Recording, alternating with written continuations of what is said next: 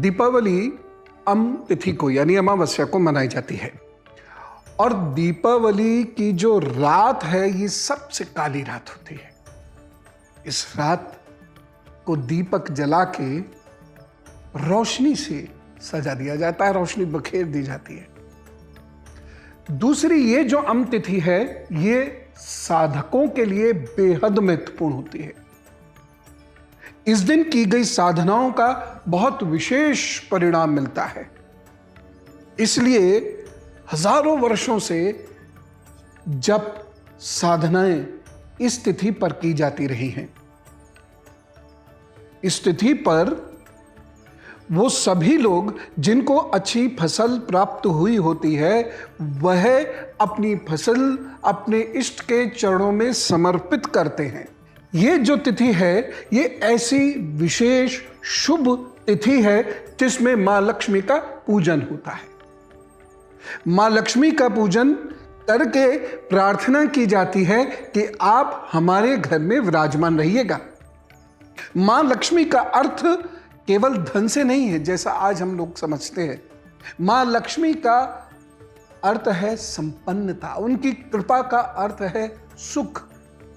और उनके साथ भगवान श्री गणेश जी भी पूजे जाते हैं, क्योंकि लाभ हो तो कैसा, शुभता के साथ, यानी सही दिशा में सही तरीके से वह लाभ प्राप्त होना चाहिए। इसलिए गणेश जी की भी पूजा इस रात की जाती है।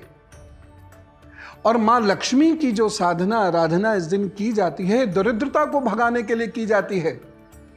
और यहां दरिद्रता का अर्थ केवल पैसे की कमी ही नहीं है, गरीबी ही नहीं है, बल्कि दरिद्रता का अर्थ है स्वास्थ्य में कमी, सुख में कमी, प्रेम में कमी, परिवार में जो प्रेम होता है उसमें कमी, परिवार में कलह, ये सब दरिद्रता में आते हैं। तो केवल धन यानी कैश या सोना या चांदी केवल यही लक्ष्मी नहीं है।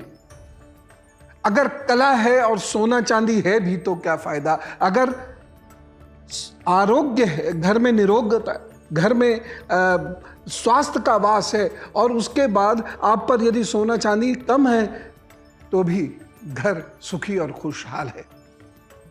तो देखिए, सांसारिक महत्व भी है, दैविक महत्व भी है, आध्यात्मिक महत्व भी है दीपावली का। आप लोग कह रहे होंगे कि हमने इसमें एक बहुत विशेष बात तो बताई नहीं कि प्रभु श्री राम अयोध्या पधारे हैं। हम इस दिन प्रभु श्री राम की उपासना करते हैं और उनके अयोध्या वापस आने का उत्सव भी मनाते हैं और ये दिवस अद्भुत रूप से मनाया जाता है। तो इतने सारे तत्व हैं, इतने सारे कारण हैं जो दीपावली मनाई जाती है।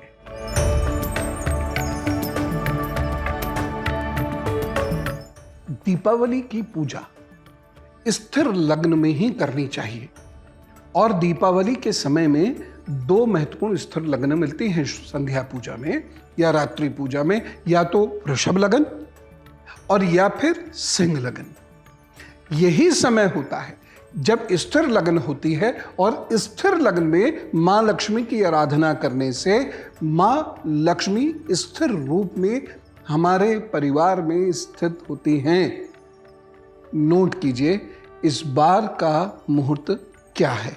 शाम को 5:27 से 7:23 तक।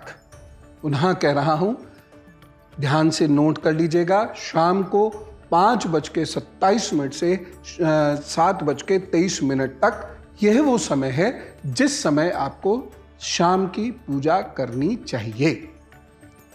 इसके इतर एक और काल होता है जो सिंह लग्न का काल होता है और उस समय में समस्त वो लोग जो अपने इष्ट के लिए जप करना चाहते हैं, सिद्धियां प्राप्त करना चाहते हैं, या फिर शाम तक वो चूंकि व्यस्त हैं इसलिए रात को लक्ष्मी जी की पूजा करना चाहते हैं, उनके लिए एक समय है, वो भी आप नोट कर लीजिए।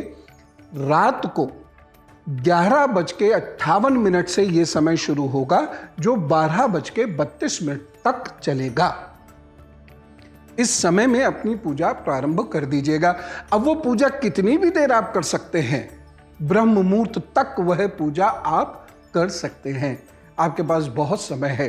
तो जब आप कर रहे हैं या जो भी अनुष्ठान आपने लिया है, वो जो भी आप कर रहे हैं, वह 11:58 से शुरू करके फिर आप ब्रह्म मुहूर्त तक लगातार कर सकते हैं।